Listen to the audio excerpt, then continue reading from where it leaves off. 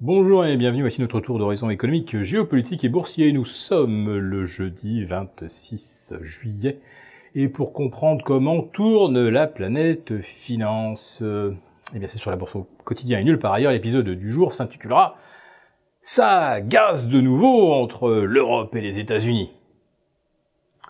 La visite de Jean-Claude Juncker est un plein succès, puisque Trump renonce à ses projets de taxation des importations automobiles européennes, autrement dit allemandes. On va même probablement suspendre les surtaxations sur l'acier et l'aluminium, et on s'en va peut-être même vers un projet de zéro taxe sur les échanges transatlantiques. Qu'est-ce que les États-Unis avaient à y gagner? Mais bien sûr, il y a une contrepartie. Et cette contrepartie, c'est que l'Europe va acheter davantage de soja. Admettons, l'Europe n'est pas forcément un grand producteur de soja. Alors il y a d'autres fournisseurs, comme le Brésil par exemple, mais pourquoi pas les États-Unis. Mais la véritable contrepartie, c'est que l'Europe va se fournir en GNL, gaz naturel liquéfié, auprès des États-Unis. Ce gaz, eh bien, vous le connaissez bien, c'est ce fameux gaz de schiste, une véritable catastrophe écologique. Je vous rappelle que maintenant, dans le Dakota du Nord, on manque de sable et on manque d'eau pour faire fonctionner les puits. Le sable parcourt des centaines de kilomètres par la route. Il en faut bien sûr pour générer la surpression dans les puits, ce qui permet de libérer le gaz. Et quant à l'eau, eh bien les nappes phréatiques des alentours ont été complètement vidées, asséchées, et on importe maintenant de l'eau du Canada, on en importe des rocheuses. Tout ça, je le répète, est une véritable catastrophe écologique, car une fois que les nappes de gaz ont été pompées, épuisées, ensuite les sols s'effondrent, les nappes phréatiques subsistantes se disloquent. Autrement dit, on peut ensuite creuser autant qu'on veut, on ne trouve même plus d'eau. Autrement dit, dans des périmètres de 10-20 km autour d'un puits, ce n'est même plus la peine d'espérer faire pousser une tige de maïs. Oui, l'Europe va donc participer à cette catastrophe écologique. Vous nous direz, la France y participe déjà en important de l'huile de palme pour en faire du carburant en provenance d'Indonésie. Tout ça parce qu'on espère vendre éventuellement des Rafales à Jakarta. Oui, je pense que Monsieur Hulot doit faire des cauchemars la nuit. On va se demander si après cet accord européen, il passera même l'été au gouvernement. Je ne ferai pas de commentaires d'ailleurs sur l'état de panique dans lequel se trouve notre gouvernement, qui s'est livré à un déferlement de mensonges dans l'affaire Benalla, qui n'est pas gravissime. Un garçon un peu brutal, qui vient aider ses copains policiers, bon, en usurpant un peu un uniforme.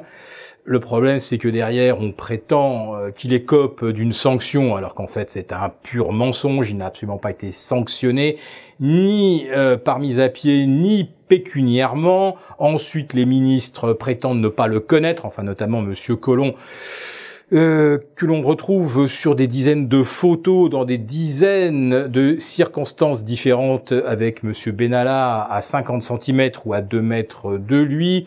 On trouve ensuite des directeurs de la sécurité de l'Élysée qui d'abord expliquent que Monsieur Benalla a été sanctionné, puis ensuite qui expliquent qu'en fait il n'a écopé d'aucune sanction pécuniaire.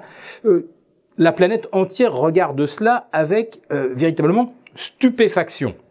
En ce qui concerne le « venez me chercher » de Monsieur Macron, ben ça rappelle des répliques cultes, des Affranchis, de Mesrine, ou encore de Scarface. On se rappelle de cette scène finale où on a Al Pacino sous cocaïne, avec ses mitrailleuses en disant « venez me chercher », et effectivement, ils sont allés le chercher.